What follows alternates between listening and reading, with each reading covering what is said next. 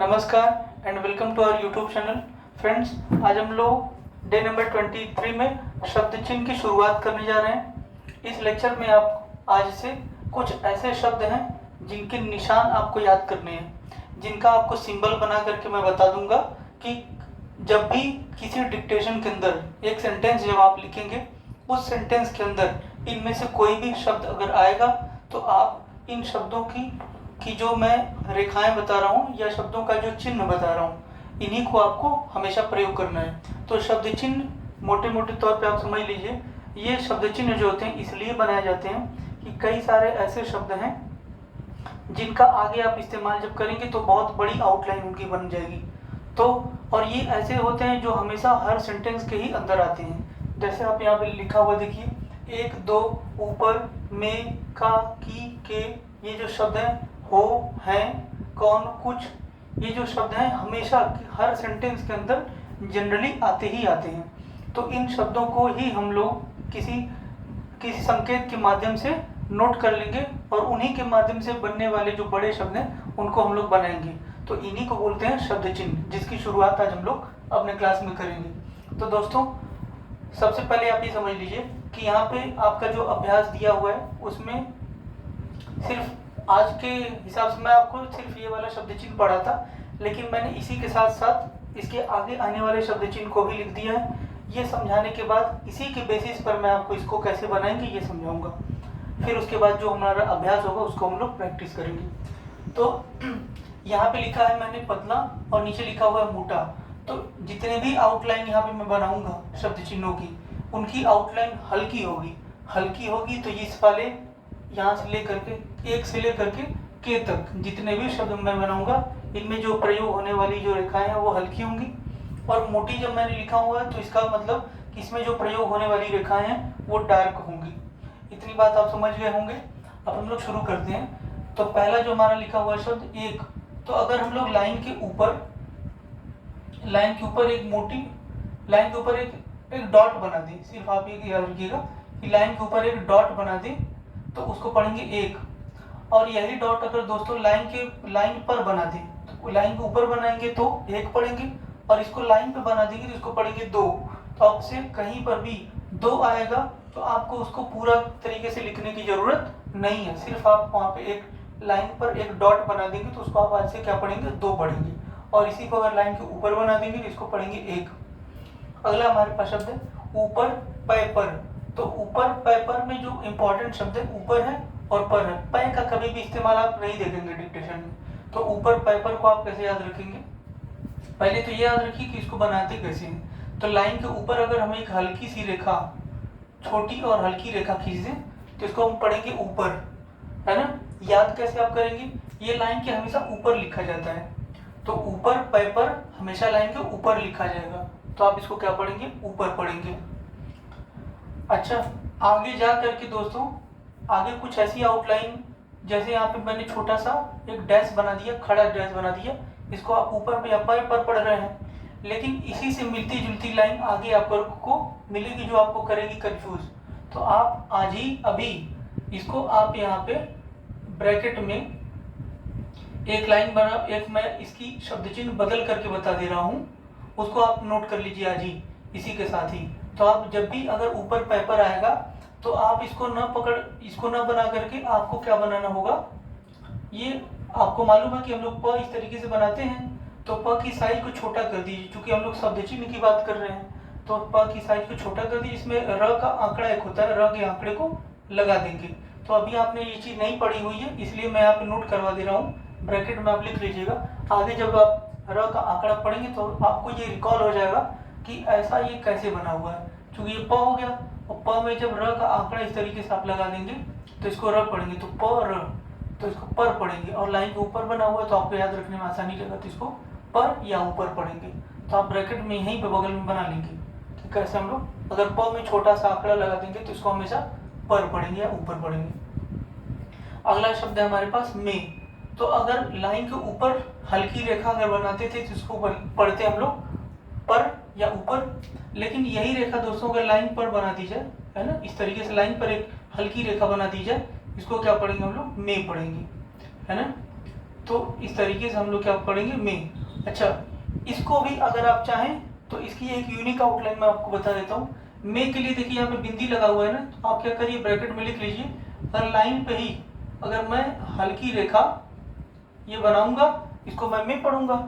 लेकिन अगर आपको अलग करना है, कंफ्यूजन नहीं रखना है, तो यहाँ पे एक बिंदी लगा दीजिए। तो होता क्या है कि आगे जब आउटलाइन में आपको बताऊंगा, मे से बनने वाली एक और आउटलाइन है यहाँ पे मैं को भी मैं या उस जो है वो भी इसी तरीके से लिखा जाता है, लेकिन वो होता है गाढ़ा। अभी मैं आपको जब नीचे बताऊंगा तो आप ये बात समझ पाएंगे। आप अभी ब्रैकेट में सिर्फ इतना लिख लीजिए कि लाइन पे क्या करूंगा मैं, यहाँ पे मैं बता देता हूँ। मे को आपकी किताब में से दिया हुआ, तो ये आपका किताब वाला हो गया, ये आपकी किताब वाला हो गया। लेकिन आप ब्रैकेट में पर को इस तरीके से बना लेंगे, जब भी डिक्टेशन में आएगा आप ये वाला इस्तेमाल करिए। उसी तरीके से मे के लिए आप ब्रैकेट में आप बना लीजिए कि जब भी ब्रैकेट मे बना लीजिए, और ये हमारा किताब में से लिखा हुआ है मे।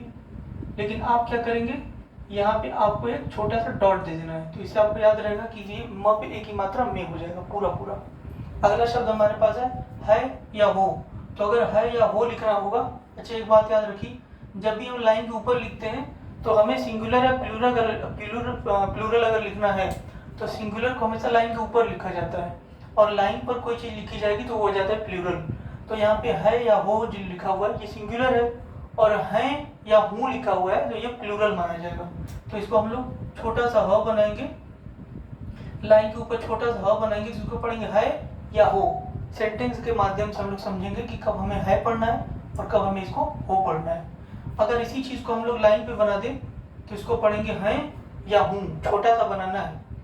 अगला हमारे पास शब्द है दोस्तों का और को।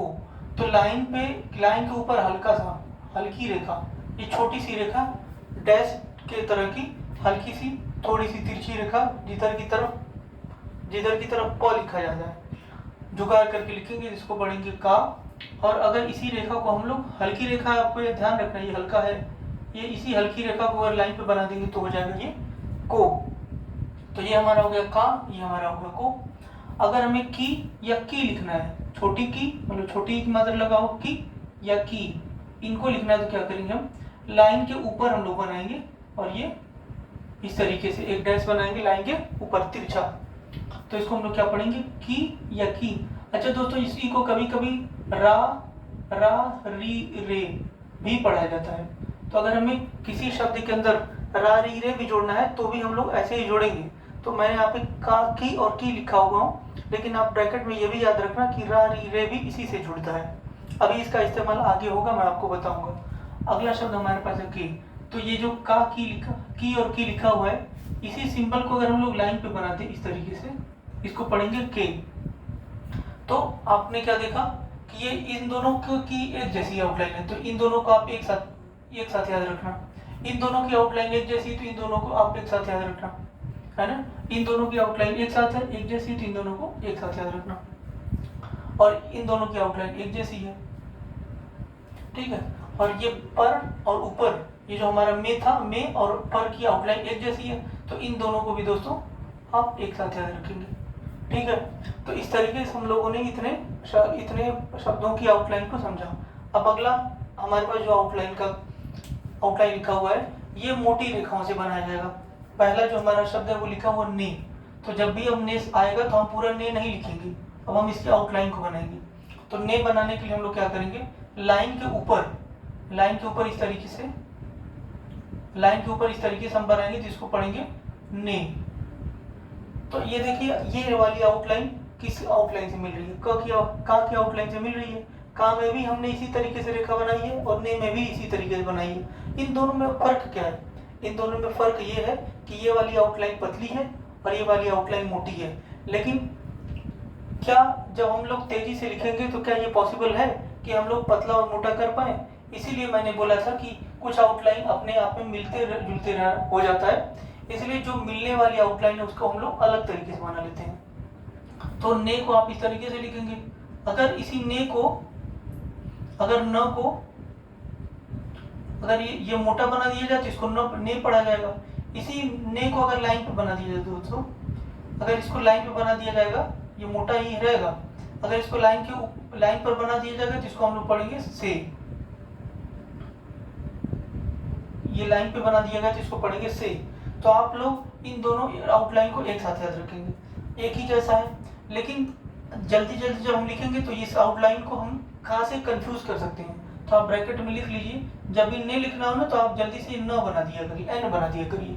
तो एन बना देंगे तो आपको पकड़ में आ जाएगा कि क्या लिखा हुआ न ने लिखा हुआ है। और उसी तरीके से डिफरेंट करने के लिए आप से के लिए क्या लिख लेंगे, एस लिख लीजिए, छोटा सा जल्दी से एस बना देंगे। तो आप कभी भी कंफ्यूजन में नहीं रहेंगे। आप अगर इसे पकड़ पा रहे हैं तो बहुत अच्छी बात है, अगर आप इसे नहीं पकड़ पा रहे हैं तो ये एन और एस वाले जो अप्रोच है बेस्ट अप्रोच है। अगला हमारे पास शब्द है कौन। तो अगर लाइन के ऊपर इस तरीके से बनाएंगे तो इसको आज के बाद क्या पढ़ेंगे, कौन। कौन को पूरा लिखने की जरूरत नहीं है, जब भी कभी कौन या कुछ आएगा तो ऐसे ही बनाएंगे। अगर इसको हम लाइन पे बना दें, ये लाइन के ऊपर था, ये लाइन को टच करते हुए, तो इसको हम लोग पढ़ेंगे कुछ। तो ये दोनों आउटलाइन दोस्तों एक साथ हो गई, एक जैसी आउटलाइन होगी। ऐसे ही आपको ध्यान रखना है। तो इतनी आउटलाइन जो थी, जो पेयर वाली थी, मैंने आपको बता दिया। आगे आप देख रहे हैं ये सर्वनाम शुरू हो गया। तो मैं अब एक बार मैं को बता दूंगा तो मैं से ही जोड़ करके ये सारे सर्वनाम बनाए गए। तो मैं कैसे बनाएंगे हम लोग, लाइन पे ये हमने लिखा, लाइन पे अगर ये मोटी सी एक लाइन रेखा खींचेंगे, छोटी सी रेखा और मोटी सी, तो छोटी और मोटी रेखा बिल्कुल सीधी रहेगी अगर, तो इसको हम लोग पढ़ेंगे मैं। ये हमारा हो गया मैं, ठीक है। तो मैं जो है वो मोटी रेखा है और लाइन के ऊपर है। तो मैं को अगर हमें, ये हमारा मैं हो गया, लेकिन जब इसको में ने जोड़ना है तो हम कैसे जोड़ेंगे, ये हमारा हो गया मैं, ये हो गया मैं, और मैं में देख रहे हैं आपकी ने जो है ये इधर की तरफ जुड़ा है, तो हम लोग क्या कर देंगे, इस तरीके से ने जोड़ देंगे। तो हम इसको आज के बाद क्या पढ़ेंगे, मैंने, मैं ये हो गया, और मैंने को इस तरीके से मैंने। मुझे के लिए क्या करेंगे दोस्तों, ये जब ए जोड़ना रहता है तो ए की जो मात्रा होती है, जब हमें ए जोड़ना होता है तो ए की मात्रा ऊपर की तरफ हम जोड़ते हैं। तो ये हमारा हो गया मैं, और मैं में हमने जोड़ दिया ए। तो मैझे तो या मैझे तो कुछ होगा नहीं, तो हम इसको क्या पढ़ेंगे, मुझे पढ़ेंगे। इसमें ए की मात्रा है ना, तो मैं में ए की मात्रा से हम पकड़ लेंगे कि ये क्या लिखा हुआ है, मुझे लिखा हुआ है। अगला शब्द हमारे पास मेरा, तो ये हो गया मैं, ये हमारा मैं हो गया। और मैं में रा री रे, अभी मैंने बताया ना कि रा री रे इस तरीके से जोड़ते हैं, तो ये इधर की तरफ हम र जोड़ देंगे। तो इसको क्या पढ़ेंगे, मेरा। मेरा नहीं पढ़ेंगे, मेरा पढ़ेंगे। आपको कोशिश ये करना है कि शब्द आउटलाइन जो हमारी है वो पकड़नी होती है। तो आउटलाइन जो कहीं बहुत छोटा लिख करके लिखा जाता है तभी तो आपकी स्पीड बढ़ेगी। तो आपको आउटलाइन को पकड़ना आना चाहिए। तो ये इसमें ए जोड़ दिया तो इसमें ए की मात्रा लगी तो मुझे, और इसमें र जोड़ दिया तो मेरा। मुझको के लिए दोस्तों आपको मालूम है कि आप क जब लिखना होता है तो क आप कैसे बनाते हैं, इधर की तरफ ये क बना देते हैं, है ना। तो ये तो आपका हो गया मैं, है ना, ये मैं हो गया। और मैं में क कैसे जोड़ेंगे, इसकी चूंकि ये शब्द चिन्ह इसलिए इसको छोटा कर दीजिए, छोटा करके जोड़ दीजिए, है ना। ये छोटा करके हमने जोड़ दिया तो इसमें मैं और क को जुड़ गया तो मैं को हो जाएगा। लेकिन मैं को तो कोई शब्द है नहीं, तो क्या पढ़ेंगे हम इसको, मुझको। तो आप इस तरीके से बना लेंगे, मैं, मैंने, मुझे, मेरा, मुझको। अब दोस्तों इसी आउटलाइन को सेम यही आउटलाइन अगर यही लाइन पे बना दिया जाए तो ये हो जाएगा उस। मैं को अगर हम लोग लाइन पे बनाते हैं इस तरीके से, इसको हम पढ़ेंगे आज के बाद उस। उसने लिखना हो तो क्या करेंगे, ये हमारा हो गया उस, और इस तरीके से जोड़ देंगे ने, उसने। उसे लिखना होगा तो लाइन पे क्या बनाएंगे, ये उस हो गया और ए की मात्रा उसे। उसका लिखना होगा तो आज के बाद हम ऐसे बनाएंगे, ये हमारा उस हो गया और ये का हो गया। तो उस ये पढ़ेंगे अगर मिला करके तो मेरा में यहाँ पे रा री रे जुड़ा हुआ है, ये उस हो गया, उसमें भी रा री रे जुड़ जाएगा। तो इसको क्या पढ़ेंगे, उसरा। तो उसरा तो कोई शब्द नहीं होता, तो हम लोग क्या पकड़ लेंगे कि ये उसका लिखा हुआ है, उसका। फिर अगला शब्द हमारे पास उसको, तो यहाँ पे मुझको था, यहाँ पे उसको हो जाएगा। ये उस हो गया, ये उस हो गया, इसमें को जोड़ देंगे, उसको, उसको, उसको। अगला हमारे पास शब्द है वह। अब कभी भी अगर मैं वह बनाना होगा तो वह बनाने के लिए हम लोग क्या करेंगे, इस तरीके से छोटा सा ये इधर का ये सिंबल बनाएंगे, तो इसको पढ़ेंगे वह। और इसी सिंबल को मैंने भी बताया ना कि जब भी लाइन पे लिख देते हैं तो प्लूरल बन जाता है। तो ये सिंगुलर था, है हो सिंगुलर है और हो, और इसको लाइन पे बना दिया तो ये प्लूरल बन गया। उसी तरीके से ये वह जो है हमारा वो सिंगुलर है, अगर इसको लाइन पे बना देंगे तो ये वे हो जाएगा। वह मतलब एक व्यक्ति और वे मतलब एक से ज्यादा लोग, वह और ये हो गया वे। अगर हमें लिखना है उसी, तो उस तो आप लिखते हैं इस तरीके से, ये हमारा उस हो गया, उस, है ना। और उसी लिखना है तो ये स के साथ ये स का सर्कल होता है और ई लगा देंगे, इसको क्या पढ़ेंगे उसी, ये हमारा हो गया उसी, उसी इस तरीके से बना लेंगे हम। फिर लिखना है इसी, तो ये हमारा इस होता है, इस लाइन के ऊपर इस तरीके से बनाएंगे दोस्तों, तो इसको पढ़ते हैं इस, है ना। और इसमें ये इस तरीके से जोड़ देंगे तो इसको पढ़ेंगे इसी। तो इस तरीके से आपका जो शब्द चिन्ह वाला, शब्द चिन्ह में जो ये चैप्टर है, यहाँ पे पहला ये जो शब्द चिन्ह दिया गया था और इसके बाद जो ये शब्द चिन्ह दिया हुआ है, ये दोनों शब्द चिन्ह आज खत्म हो गए। और इसके ऊपर हम लोग आधारित जितने भी अगला अभ्यास में जितने भी शब्द होंगे उनको हम लोग सीखेंगे। ये हमारा इसी और ये हो गया हमारा उसी। तो आप इन दोनों को जितने भी मैंने पेयर बना करके लिखे हैं, आप उनको पेयर के साथ ही प्रैक्टिस करिएगा। और बाकी जो शब्द लिखे हुए हैं ये लाइन बना करके आप एक लाइन में पूरा लिखिएगा। और उसी तरीके से जब मैं वाला आपको याद हो जाएगा तो उसी तरीके से आप सिर्फ लाइन के ऊपर रख देंगे उसको, तो क्या करेंगे उसको हम लोग पढ़ने लगेंगे उस। तो ये बहुत ही आसानी से आपको याद हो जाएगा। तो मैं उम्मीद करता हूँ कि आपको आज की क्लास समझ में आई होगी। अगले लेक्चर में हम लोग इसके अभ्यास के साथ मिलेंगे। Keep watching and subscribe my YouTube channel, share the video with your friends and like the video. Thank you so much.